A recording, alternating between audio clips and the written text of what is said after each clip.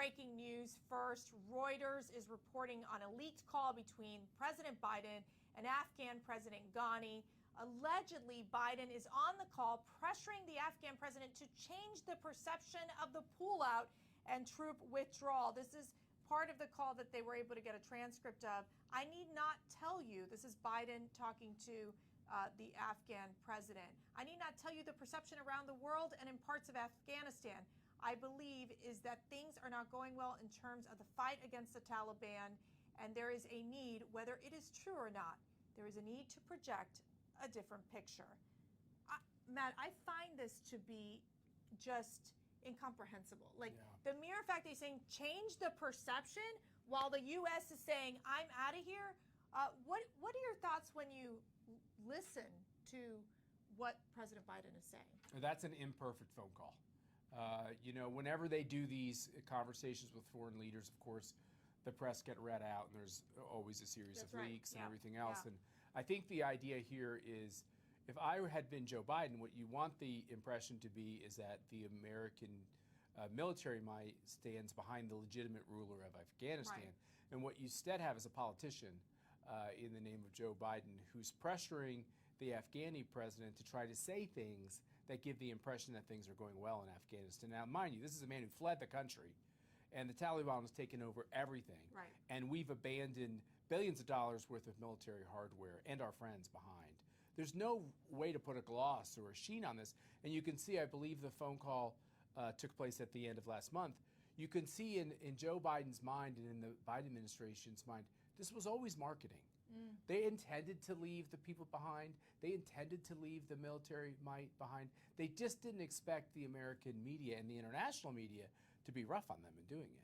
I do also want to play a video for you. This was just disturbing images coming out of Afghanistan, where the Taliban, they are literally having a military parade with our equipment. Yeah. I mean, where is America? So it has been horrific in what we're seeing. We've also seen, for example, these coffins where they've draped the U.S. flag, the French flag, the British flag. This is the Taliban being victorious in taking over Afghanistan. Let's remember, the Taliban, a terrorist organization, anti-American, that have sheltered terrorists, and now, Matt, we're seeing them mock us. Well, what's worse than that is they're the ones who knocked down the towers, remember? Al-Qaeda was there as the Taliban as its host, and they knocked down the towers. And the biggest accomplishment of the Bush administration was the idea that that type of a humanitarian atrocity wouldn't stand, and we would do something about it. And what's happened under the Biden administration is just this opposite. Instead of standing up for American interests and being aggressive in the face of terrorism, the Biden administration has done completely the opposite, which is, we're not the world's policemen. I guess the Taliban will take over. We'll start having diplomatic relations with them while they still have sanctions. We're pulling out of a war while we start a new war with ISIS-K. There's nothing here that makes any sense. But I think the one thing I want to reiterate, all that hardware, there's no way that was a mistake. There's no way that the generals didn't intend to leave all that hardware behind. Ask yourself, why did they leave behind all those Cessnas? And why did they leave behind all those tanks? And why did they leave behind all the weapons and the ammo?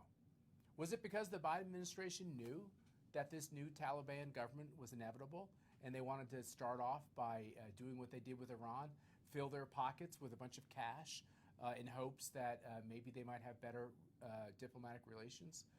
Someone in the Biden administration needs to answer this question, because there's no way you leave billions of dollars behind and it's a mistake. And if you did, and that was a mistake, you're too stupid to be in office. Yeah. I want to go to a tweet you sent out. The overwhelming takeaway from Biden's latest catastrophe in Afghanistan is that he either won't learn from new realities, or those around him can't get him to listen. So there won't be course corrections in the short-lived White House, which is so dangerous. What do you think, Matt? Is it that he doesn't learn from these new realities? It's just the way he's always been? Or is it that his advisors can't get him to listen? This is one of these moments when you take a step back and you think, okay, how does a president do his job? And you worked for President Trump, and we both worked for President Bush. And probably both of those gentlemen, they were hard to get them to change their mind. They were very, very stubborn. They didn't come to conclusions lightly. They thought it through. But also both Trump and Bush, you could change their mind. And when things on the ground didn't go well or go according to plan, they would change things up. And that's what politicians are supposed to do. Our presidents are supposed to be practical enough to see what's happening on the ground and to make course corrections. All good leaders do it. And what I really fear with Joe Biden is, and I don't know whether, I'm not the doctor here, so I don't know whether that's what's going on with his mind or what, but he will not change his mind. Right. Even when it's so obvious that he has destroyed American credibility, he will not change his mind. And he moronically walks up to that microphone and says what a great success this is, and this is the biggest airlift we've ever seen. Yeah. You know, that airlift was a success mostly because people like Glenn Beck got involved. That's right. And pastors got involved, and they raised millions and millions of dollars. That's why there was a big airlift.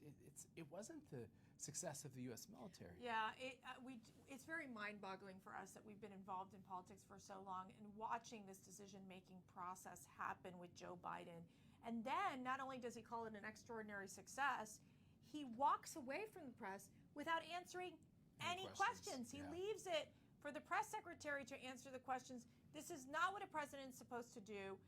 We need more of this, just figuring out what is going on. It's why we think there should be investigations, why you're seeing more Republican leaders stand up and say that Joe Biden should resign. And so we're really putting ourselves, I think, in a very difficult position. I will tell you, though, when I did work for President Trump, I always admired the fact that he was able to sit around with his Secretary of State, Secretary of Defense, and he would listen. And this is something that you understand because you've spent time with him too. He would ask tough questions. He would listen to each of their points of views. There would be disagreement between the secretaries, but at the end of the day, they were able usually to come to a conclusion and to a decision that really involved every single party around that table. And I think it really did make for President Trump in making effective decisions that benefited Americans and kept us more safe. Right now, I got to tell you, I don't feel too safe living here in America. And for all those Republicans who did everything they could to elect Joe Biden, shame on you. What you did was really wrong. It was cynical. You didn't like Donald Trump, fine. You don't have to like somebody. But what you did is you violated your principles, and you got Joe Biden elected. And we can all have a conversation about how legitimate that election was, but the fact is you got him elected, and he wasn't ready for the job. He's at a point in his life where he simply can't do this job. It's a full-time job. It's 24/7. It's all the time. And either he doesn't understand what's actually happening in in Afghanistan, or he doesn't, or he does, and he's so rigid in his thinking about what's right and wrong, he can't change according to the fact that his policies are now failing so miserably. And we've heard from a lot of Democrats over the last couple of days. We've heard from a lot of Republicans who were more establishment Republicans and didn't like everything about Donald Trump. Yeah, they seem to be knocking on our door lately. And it's unanimous. The viewpoint is unanimous. This is disgraceful.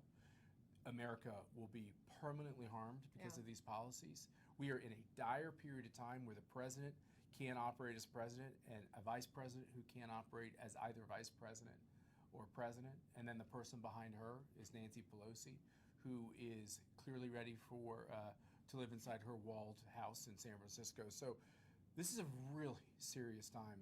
And we've said it so many times over the course of the last year, pray for America.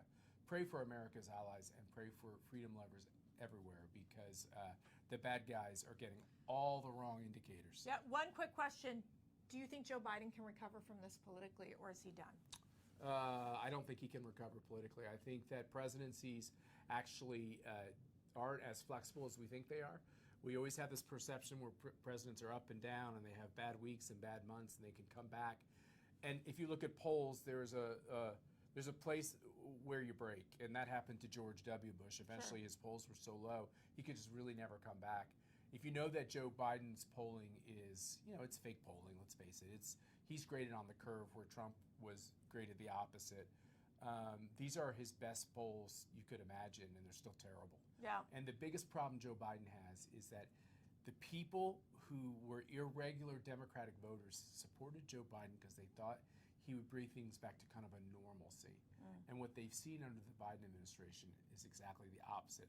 As much as the theatrics of Trump gave a lot of people upset tummies and mean tweets and all the rest.